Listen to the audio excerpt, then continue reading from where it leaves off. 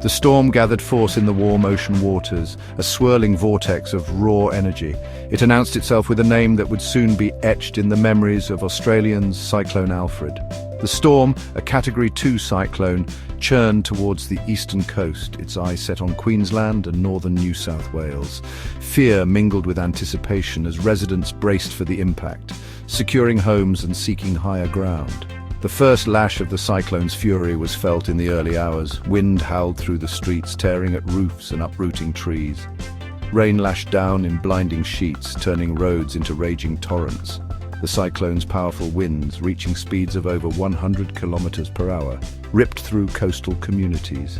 Emergency services, stretched thin but undeterred, sprang into action. First responders, their faces etched with determination, navigated treacherous conditions to reach those in need. As the sun rose, painting the sky in hues of pink and orange, Cyclone Alfred began to weaken. Downgraded to a tropical low, it continued its path south, its fury spent but its capacity for destruction far from over. While the wind and rain subsided, the cyclone's legacy of devastation was only beginning to unfold. The floodwaters, swollen by torrential rainfall, continued to rise, turning once peaceful rivers into raging torrents. The communities of Queensland and northern New South Wales, battered but not broken, began to take stock of the damage. Despite the widespread destruction, a spirit of resilience began to emerge. Neighbours helped neighbours, sharing food, water, and words of comfort. Emergency services, working tirelessly, rescued stranded residents and delivered much-needed supplies. The Australian Defence Force was deployed to assist with the recovery effort, their presence a reassuring sight in the midst of chaos. Soldiers, sailors and airmen worked alongside emergency services, clearing debris, distributing supplies and providing medical assistance.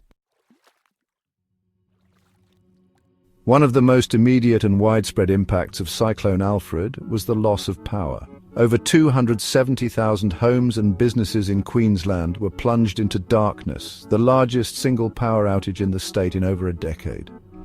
In New South Wales, an additional 43,000 premises were without power, bringing the total number of affected properties to over 313,000. The scale of the outage was unprecedented, crippling essential services and disrupting daily life. Hospitals, relying on backup generators, struggled to cope with the influx of patients injured during the storm. Schools were closed, businesses shut their doors, and families huddled in darkness, their lives put on hold by the lack of electricity. The task of restoring power fell to the energy companies, who faced the daunting challenge of repairing damaged infrastructure and reconnecting hundreds of thousands of customers. Crews worked around the clock, battling fatigue and hazardous conditions to reconnect homes and businesses. The loss of power had a ripple effect throughout the affected communities. Without refrigeration, food spoiled, leading to concerns about food security. Amid the devastation and despair, stories of courage, compassion, and community spirit began to emerge. In the face of adversity, the human spirit shone through, offering a beacon of hope in the darkness. Neighbors helped neighbors, sharing food, water, and shelter. Strangers reached out to lend a hand, offering support and comfort to those in need. One such story involved a group of surfers who braved the treacherous conditions to rescue a family trapped in their flooded home. With waves crashing around them, the surfers used their surfboards to navigate the floodwaters and reach the stranded family. One by one, they carefully lifted the family members onto their boards and paddled them to safety. In another act of bravery, a young woman used her kayak to rescue her elderly neighbor who was trapped in his home by rising floodwaters. These stories, and countless others like them, highlighted the resilience and compassion of the Australian spirit. In the face of adversity, communities came together, offering support, comfort, and a helping hand.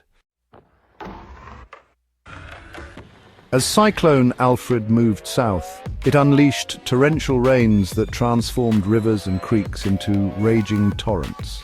The deluge, exceeding 200 millimeters in some areas, turned the landscape into a vast inland sea. Floodwaters surged through streets, engulfing homes, businesses, and vehicles. The scenic Rim region, west of the Gold Coast, bore the brunt of the flooding, with rainfall exceeding 250 millimeters in some areas. The region's rivers and creeks, normally placid waterways, transformed into raging torrents, inundating homes, businesses, and farmland.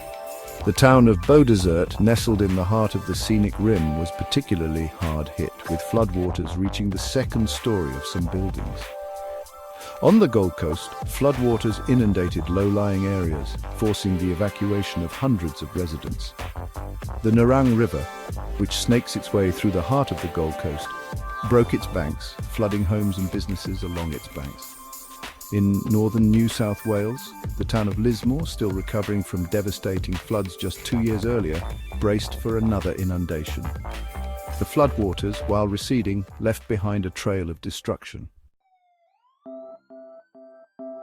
As the scale of the disaster became clear, the Australian government moved swiftly to provide assistance to the affected communities. Prime Minister Anthony Albanese, in a televised address to the nation, pledged the full support of the federal government to the recovery effort. He announced a package of emergency assistance measures, including disaster relief payments for individuals and families impacted by the cyclone and floods.